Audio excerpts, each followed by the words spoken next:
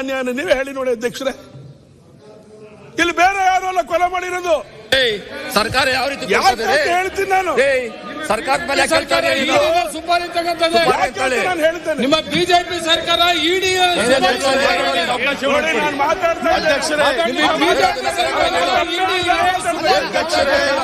ಸರ್ಕಾರದ ಮೇಲೆ ಕೇಳ್ತಾ ಇದೀಯಾ? ಸರ್ಕಾರದ ಮೇಲೆ ಕೇಳ್ತಾ ಇದ್ದೀರಾ?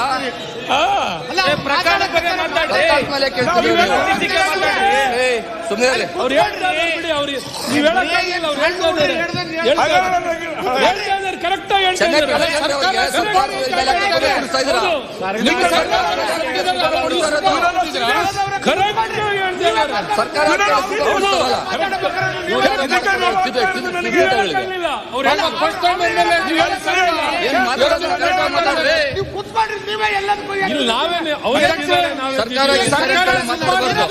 ತೆಗಿಬೇಕಾಗ್ತದೆ. ಅಧ್ಯಕ್ಷರೇ ಸರ್ಕಾರ ಅಧ್ಯಕ್ಷರೇ ಸರ್ಕಾರ ಸುಪಾರಿ ಕೊಟ್ಟಿದ್ದಾರೆ ಮಾತಾಡಕತ್ತಾರ. ಅವ್ರಿಗೆ 10 ನಿಮಿಷ ಮುಗಿಸ್ತಾರೆ. ಅಧ್ಯಕ್ಷ ಸರ್ಕಾರಿ ವ್ಯವಸ್ಥೆ ಕಾಂಗ್ರೆಸ್ ಸರ್ಕಾರ ಸರ್ಕಾರಿ ಕಾಂಗ್ರೆಸ್ ಸರ್ಕಾರ ಅಂತ ಹೇಳಿಲ್ಲ. ಅಲ್ಲೆಲ್ಲೂ ಕೂಡ ಸರ್ಕಾರದ ಬಗ್ಗೆ ಡೆತ್ ನೋಟ್ ಅಲ್ಲಿ ಉಲ್ಲೇಖ ಇಲ್ಲ. ಕೂತ್ಕೊಳ್ರಿ, ಅವರೇ ಶಿವಮೊಗ್ಗದವ್ರು ಹೇಳಿ ಅದನ್ನ. ಕೂತ್ಕೊಳ್ರಿ ಅಧ್ಯಕ್ಷರೇ. ಅದಕ್ಕೆ ಹೇಳ್ತಾ ಇದ್ದೀನಿ ನರೇಂದ್ರ ಸ್ವಾಮಿ ಅವರೇ. ಅಧ್ಯಕ್ಷರೇ ಒಂದ್ ಸ್ವಲ್ಪ ಈ ಶಿವಮೊಗ್ಗದಲ್ಲಿ ನಡೆದಿರುವಂತ ಕೊಲೆ ಒಂದ್ ನಿಮಿಷ ನೀವು ಆತ್ಮಹತ್ಯೆ ಮಾಡ್ಕೊಂಡಿರಬಹುದು. ಒಂದ್ ನಿಮಿಷ ಆತ್ಮಹತ್ಯೆ ಮಾಡ್ಕೊಳ್ಳಿಕ್ಕೆ ಪ್ರೇರಣೆ ಕೊಟ್ಟಿರೋದು ಈ ದಲಿತ ವಿರೋಧಿ ಸರ್ಕಾರ.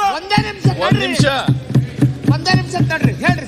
ಅಧ್ಯಕ್ಷರೇ ನಾವು ಯಾವಾಗಲೂ ಎದ್ದು ನಿಂತರೆ ಏನಾದರೂ ಒಂದು ಪಾಯಿಂಟ್ ಆಫ್ ಆರ್ಡರ್ ಮೇಲೆ ಎದ್ದು ನಿಂತು ಕೂತೇನೆ.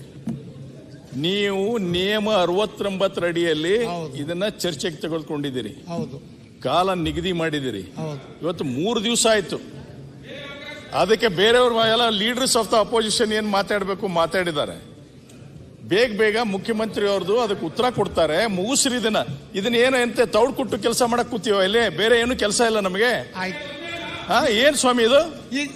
ಆಮೇಲೆ ಅವರು ಸುಪಾರಿ ಕೊಡುತ್ತೆ ಸರ್ಕಾರ ಅಂತ ಹೇಳ್ತಾರೆ. ನೀವು ಅದನ್ನ ಒಪ್ತೀರಾ?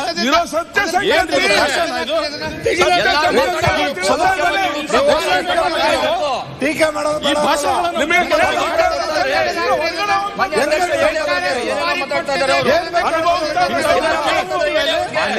ಅವ್ರು ಸರ್ಕಾರಿ ವ್ಯವಸ್ಥೆ ಬಗ್ಗೆ ಹೇಳಿದ್ದಾರೆ. ಅವ್ರು ಹೇಳ್ತಾ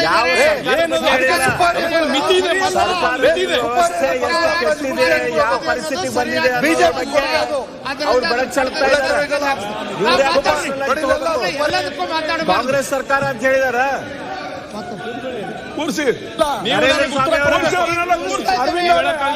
ಸರ್ಕಾರದಲ್ಲಿ ಪ್ರವೃತ್ತಿ ಇಲ್ಲ ಅಂದ್ರೆ ಸರ್ಕಾರಿ ವ್ಯವಸ್ಥೆ ಬಗ್ಗೆ ಹೇಳಿದ್ದಾರೆ. ನಮ್ಮ ಸರ್ಕಾರ ಇದ್ರು ನಮ್ಮ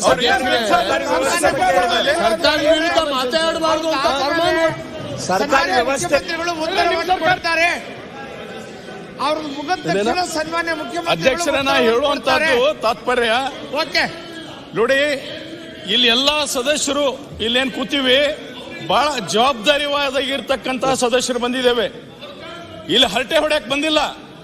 ತನಿಖೆ ನಡೀತಾ ಇದೆ. ಏನ್ ಯಾರಿಗೆ ಶಿಕ್ಷೆ ಆಗ್ಬೇಕಾಗುತ್ತೆ ಉತ್ತರ ಕೊಡ್ತಾರೆ. ಸುಪಾರಿ ಮನಸ್ಸು ಬಿಚ್ಚಿದಂಗೆ ರಾಜಕಾರಣ ಹೇಳಿ. ಮುಖ್ಯಮಂತ್ರಿಗಳು ಉತ್ತರ ಕೊಡ್ತಾರೆ. ಸಚಿವರಾಗಿದ್ದವ್ರು ಹೇಳಿ ಅದನ್ನ ಒಪ್ಕೊತೀನಿ. ಬೇರೆ ಏನಾಗಿದೆ? ಬೇರೆ ಪದ ಹೇಳಿ. ಒಂದು ವರ್ಷದಲ್ಲಿ ನೋಡ್ಲಿಲ್ಲ. ಯಾವ ಸಂತೋಷ ಆಗಿದೆ ಆ ಪದನೇ ಹೇಳಪ್ಪ. ನಿನಗೆ ಯಾವ್ದು ಖುಷಿ ಆಗುತ್ತೆ ಆ ಪದನೇ ಹೇಳ. ಮುಗಿಸ್ತೀರಿ ನೀವು. ನಿನಗೆ ಬ್ಯಾಡ ಕೈ ಮುಗಿ ಕೂತ್ಕೊಳ್ಳಿ ದಯವಿಟ್ಟು. ಮಾನ್ಯ ಅಧ್ಯಕ್ಷರೇ ಅನ್ಪಾರ್ಲಿಮೆಂಟ್ ವರ್ಡ್ ಅಲ್ಲ ಹೇಳಿದ್ದಾರೆ. ಅನ್ಪಾರ್ಲಿಮೆಂಟ್ ವರ್ಡ್ ಆದ್ರೆ ತೆಗೆದಾಕ್ಲಿ. ನೀವು ಪದೇ ಹೇಳ್ತಾ ಇದ್ದೀರಿ. ಮನೋವಾದ ಮನುಸ್ಮೃತಿ ನೋಡಿ ಧರ್ಮಗ್ರಂಥ ನೀವು ನಿಮ್ಗೆ ಯಾವ ಹಗರಣದಲ್ಲಿ ಇವರು ಆ ಸಮುದಾಯದಿಂದ ಬಂದಿರ್ತಕ್ಕಂಥ ಇವ್ರಿಗೆ ಏನಾಗಿದೆ ಗೊತ್ತಿಲ್ಲ.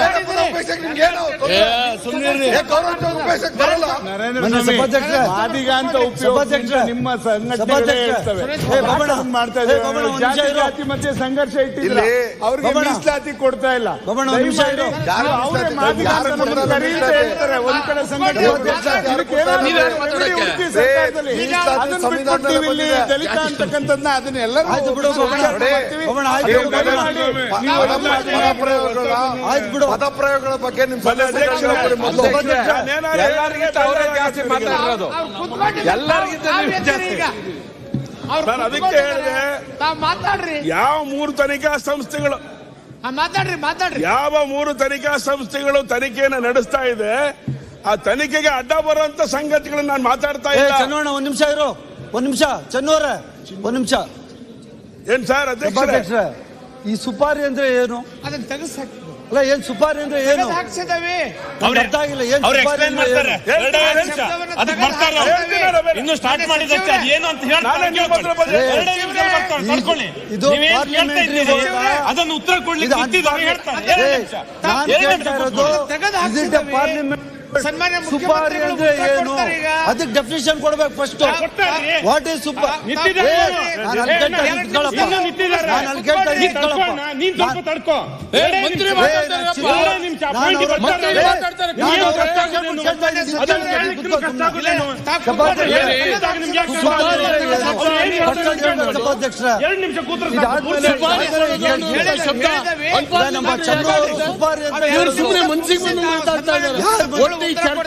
ಯಾರು ಮುಂದೆ ಮಾತಾಡ್ತಾರೆ? ನೀವು ಮುಂಚೆ ಬಂದು ಮಾತಾಡ್ತಾರೆ, ನಾನಲ್ಲ. ನಾನು ಜ್ಞಾನ ಇಟ್ಕೊಂಡು ಮಾತಾಡ್ತಾ ಇದ್ದೀನಿ, ನನಗೆ ಗೊತ್ತಿಲ್ಲ. ಸುಪಾರಿ ನಾನು ಈ ಸಭಾ ಸದಸ್ಯನ ಕೇಳ್ತಾ ಇದ್ದೀನಿ, ನನ್ನ ಹಕ್ಕು ಅದು. ಸುಪಾರಿ ಅಂದ್ರೆ ಏನು ಅಂತ ಕೇಳ್ತಾ ಇದ್ದೀನಿ ಅಷ್ಟೇನೆ. ಏನ್ ಇದ್ರಲ್ಲಿ ಏನು ತಪ್ಪೇನೈತೆ? ನೋಡಿ, ಪದೇ ಪದೇ ಈ ರೀತಿ ಡಿಸ್ಟರ್ಬ್ ಮಾಡಿ ಅಷ್ಟೇ, ಬೇರೆ ಏನಿಲ್ಲ. ನನಗೆ ಜ್ಞಾನ ಇಲ್ಲ, ಇನ್ನು ನಿಮ್ಗಿಲ್ಲ ಅಷ್ಟೇನೆ. ಸಚಿವರೇ ಅದರ ಬಗ್ಗೆ ಈಗಾಗಲೇ ಯಾರು? ಆಗಿದೆ. ನಾನು ಅದಕ್ಕೆ ಕೇಳ್ತಾ ಇರೋದು. ನಾನು ಅದಕ್ಕೆ ಸರ್, ನಾನು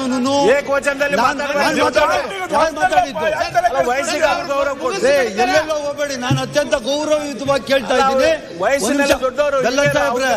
ನೀವು ಸುಮ್ನೆ ನೀವೆಲ್ಲೋ ಡೈವರ್ಷನ್ ಕೊಡಬೇಡಿ. ನಾನು ಅತ್ಯಂತ ಗೌರವಯುತವಾಗಿ ನೀವು ಸುಮ್ನೆ ಅಡ್ಡ ಬರಬೇಡಿ. ಕೇಳ್ತಾ ಇದ್ದೀನಿ, ಜ್ಞಾನೇಂದ್ರ ಸಾಹೇಬ್ರಿಗೂ ಕೇಳ್ತೀನಿ, ಚಿನ್ನುವರ್ಗೂ ಕೇಳ್ತೀನಿ. ಸುಪಾರಿ ಅಂದ್ರೆ ಏನು?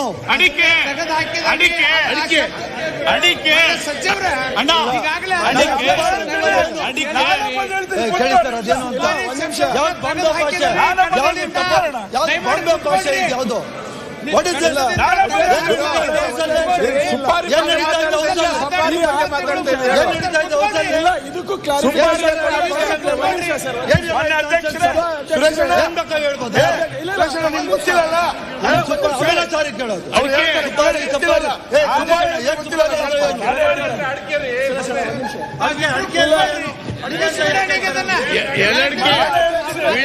ಕೊಡೋದು ಅಂತ ಸುಪಾರಿ ಅಂತ ಹೇಳಿದ್ರೆ ಮತ್ತೆ ಸಂತೋಷ್ ಪಾಟೀಲ್ ಅವರ ಆತ್ಮಹತ್ಯೆ ಪ್ರಕರಣ ಏನು? ಅದನ್ನು ಸುಪಾರಿ ಕೊಟ್ಟಿದ್ರ ನೀವು? ಇಲ್ಲ ಅಧ್ಯಕ್ಷರ, ಸ್ಪಷ್ಟೀಕರಣ ಕೊಡ್ಲಿ ಅವರು. ಈ ಆತ್ಮಹತ್ಯೆ ಪ್ರಕರಣಕ್ಕೆ 2 ಸುಪಾರಿನ ಅವಾಗ ಏನು ಮಾತಿಗೆ ಗೌರವ ಇದೆಯಾ? ಸುಪಾರಿ ಅಂದ್ರೆ ಸತೀಶಣ್ಣ, ಈಗ ಈ ಆತ್ಮಹತ್ಯೆ ಸಂತೋಷ್ ಪಾಟೀಲ್ ಅವರ ಪ್ರಕರಣ ಏನು? ಏನು ಕೇಳಿ ದಯವಿಟ್ಟು.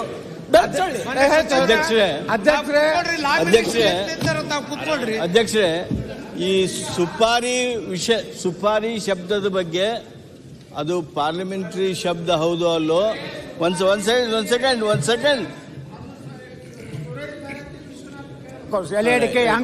ಸುಪಾರಿ ಅಂದ್ರೆ ಅದು ಒಬ್ಬರನ್ನ ಕೊಲೆ ಮಾಡಿಸೋದಕ್ಕೆ ಕೊಡ್ತಕ್ಕಂತ ಒಂದು ಕಾಂಟ್ರಾಕ್ಟ್, ಅದಕ್ಕೆ ಉಪಯೋಗ ಮಾಡ್ತಾರೆ. ಅದೇ ಸರ್ಕಾರ ಒಂದು ಸರ್ಕಾರಕ್ಕೆ ಆ ರೀತಿ ಶಬ್ದ ಪ್ರಯೋಗ ಮಾಡೋದು ಗೌರವಯುತ ಅಲ್ಲ, ಅದು ಪಾರ್ಲಿಮೆಂಟರಿನೂ ಅಲ್ಲ. ಈ ರೀತಿ ಆ ಶಬ್ದ ಉಪಯೋಗ ಮಾಡಿದ್ದನ್ನ ತಾವು ಅರಿಕೆ ಮಾಡಿ ಮಾನ್ಯ ಸಭಾಧ್ಯಕ್ಷರೇ, ಈಗ ಅರ್ಥ ಆಯ್ತು ಅವ್ರು ಹೇಳಿದ್ದು, ದಯವಿಟ್ಟು ತಪ್ಪಾಗ್ತಿ ಅದನ್ನ. ಮಾನ್ಯ ಅಧ್ಯಕ್ಷರೇ, ನಾನು ಸನ್ಮಾನ್ಯ ಪಾಟೀಲ್ ಅವರು ಹೇಳಿದ್ದನ್ನ ಮಾತನ್ನ ಕೇಳಿಸ್ಕೊಂಡಿದ್ದೇನೆ. ಯಾರು ಮಂತ್ರಿ ನಾಗೇಂದ್ರ ಇದ್ದಾರೆ, ಸರ್ಕಾರದ ಒಂದು ಅವಿಭಾಜ್ಯ ಅಂಗ ಹೋದೋ ಅಲ್ವೋ, ಅವ್ರು ಹೇಳಿರುವಂತ ಸಂಗತಿ ಕಾರಣಕ್ಕೋಸ್ಕರ ತಾನೇ ನಡೆದಿರುವಂತ ಒಂದು ಆತ್ಮಹತ್ಯೆ ಹಗರಣ. ಅದಕ್ಕೋಸ್ಕರ ಹೇಳಿದೆ ಸರ್ಕಾರ ಸುಪಾರಿ ಕೊಟ್ಟಿದೆ ಅಂತ ನೇರವಾಗಿ ಹೇಳ್ತಾ ಇದ್ದಾರೆ. ಈ ಪದ ಪ್ರಯೋಗ ಪದೇ ಪದೇ ತಪ್ಪು ಮಾಡ್ತಾ ಇದ್ದಾರೆ. ಈಗ ನಿಮಗೆ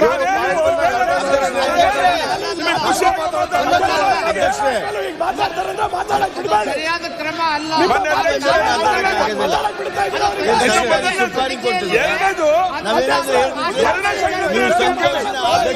ಸುಪಾರಿ ಕೊಟ್ಟಿದ್ರು ಅಂತ ಹೇಳಿದ್ರ ಎರಡನೇ ಸಂಗತಿನ ಹೇಳ್ತೀನಿ ಕೇಳಿ. ದಿನ 3 ಮಾತಾಡಿ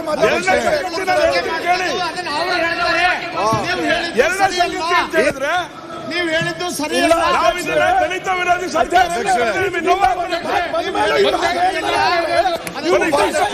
ವಿರೋಧಿ ಅವ್ರು ಮಾತಾಡಕ್ಕೆ ಅವಕಾಶ ಕೊಡ್ಬೇಡಿ. ತೀರ್ಪನ್ನು ಕೊಡ್ತಾರೆ. ಮಾನ್ಯ ಅಧ್ಯಕ್ಷರೇ, ಅವ್ರು ಹೇಳಿಕೊಡ್ಲೆ ಕಟ್ಟದಿಂದ ತೆಗೆಯೋದು ಅದಲ್ಲ.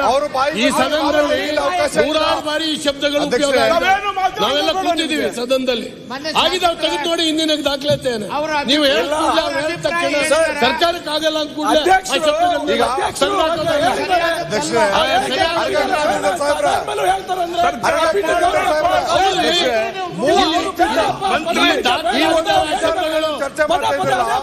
ಇಲ್ಲಿ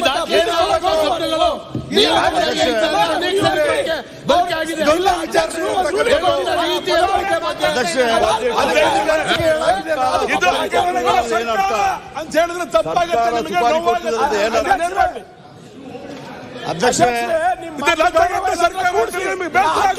ಕೂಡ್ಸಿ ಅವರಿಗೆ ಯಾಕೆ ಒಬ್ಬ ಸದಸ್ಯರು ಸರ್ಕಾರದ ಮೇಲೆ ಆಪಾದನೆ ಮಾಡ್ಲಿಕ್ಕೆ ನೋವಿನಿಂದ ರೆಕಾರ್ಡ್ ಪ್ರೊಡ್ಯೂಸ್ ಮಾಡಲಿ ಸರ್ಕಾರ ಕೊಟ್ಟಿದ್ದಾರೆ. ಅತ್ಯಂತ ಬಡ ಕುಟುಂಬದಲ್ಲಿರುವಂತ ಒಂದು ಕುಟುಂಬದ ಬಗ್ಗೆ ಯಾರಾದ್ರೂ ಚರ್ಚೆ ಮಾಡ್ತಾರೆ ಅಂತ ನೋಡಿದ್ರೆ ಒಬ್ರು ಚರ್ಚೆ ಮಾಡಲಿಲ್ಲ. ಅದ್ರ ಬಗ್ಗೆ ಮಾತಾಡಿದ್ದಾರೆ. ಅದಕ್ಕೆ ನಾನು ಹೇಳ್ತಾ ಇದ್ದೇನೆ, ಆ ಕುಟುಂಬ ವರ್ಗಕ್ಕೆ ನ್ಯಾಯ ಸಿಗಬೇಕು ಅಂತ ಆದ್ರೆ ತಾವು ಈಗ ಮುಗಿಸ್